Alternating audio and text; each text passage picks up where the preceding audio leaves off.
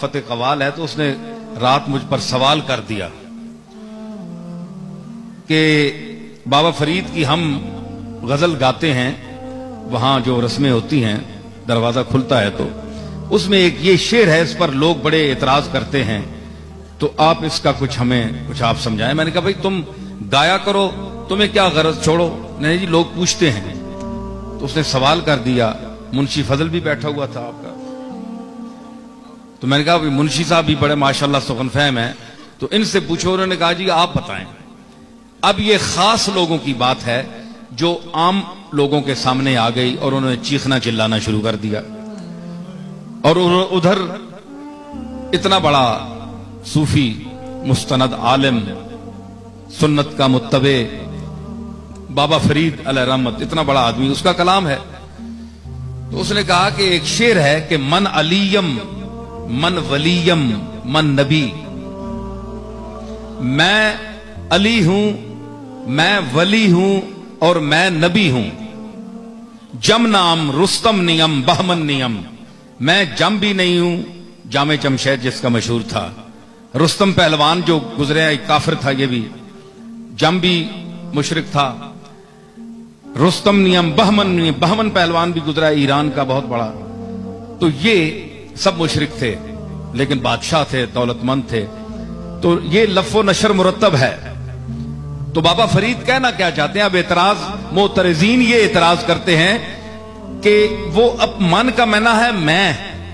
تو گویا بابا فرید صاحب یہ کہنا چاہتے ہیں کہ میں علی ہوں، میں ولی ہوں، میں نبی ہوں، حالانکہ نبی تو وہ نہیں ہے، علی بھی وہ نہیں ہے، چلو ولی ہو سکتے ہیں تو، لیکن ولی کے لیے بھی دوسرے لوگ کہتے ہیں، خود انسان اپنے آپ کو ولی نہیں کہتا۔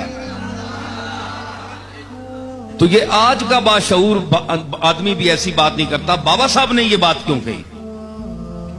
تو میں نے اس کا جواب پیش کیا، جھوم گئے وہ بڑے لوگ۔ میں نے عرض کی بات یہ ہے کہ جو معترض ہے اس کو سمجھ نہیں آئی کہ فرید الدین کہاں سے بول رہا ہے۔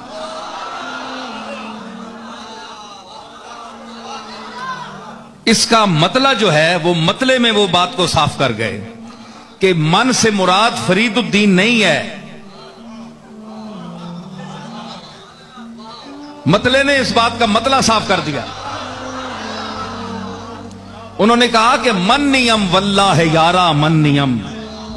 میں نہیں ہوں اے دوست میرے، واللہ اللہ کی قسم میں نہیں ہوں، سر سرم جان جانم تن نیم تن نیم، میں تو رازوں کا راز ہوں، جان در جان ہوں۔ میرا اعتبار جسمانی اعتبار سے نہ کرنا، میرے جسم کو دیکھ کر تم مغالطے میں نہ جانا، میرے جسم کو دیکھ کر کہ یہ فرید الدین بیٹھا ہوا ہے، یہ جسم تو فرید الدین کا ہے، اس پر نام فرید الدین کے لفظ کا اطلاق ہو رہا ہے لیکن اندر کچھ اور ہے۔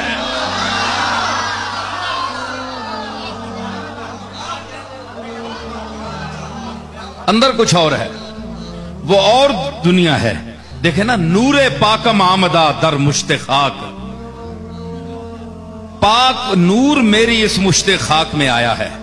تو صرف بابا فرید کی مشت خاک تو نہیں ہے نا، ہم بھی سب اسی مشت خاک کی پیداوار ہیں۔ میں نے کہا حضور علیہ الصلوۃ والسلام کی اس حدیث پاک کی طرف بابا صاحب اشارہ کر رہے ہیں کہ جس میں حضور نے فرمایا کہ جب اللہ نے انسان کو پیدا کرنا چاہا اور آدم کی مٹی کو یعنی اس کو گوندنا چاہا تو جبریل کو حکم دیا کہ تو زمین سے جا کر ایک مٹھی بھر لا، تو یہ جبریل نے مٹھی بھری اور اس میں یہ سارا تخلیق کا نظام ہوا۔ اس مٹھی کی طرف بابا صاحب اشارہ کر رہے ہیں، اور صرف اپنے ہی طرف نہیں بلکہ پوری عالم انسانیت کو مخاطب کر رہے ہیں کہ نور پاکم آمدہ در مشت خاک، کور چشمہ را ولے روشن نیم، مجھ میں تو اللہ کا نور آیا ہوا ہے لیکن اندھوں کو یہ بات پتہ نہیں، جن کی آنکھیں ہیں وہ اس نور کو دیکھتی ہیں۔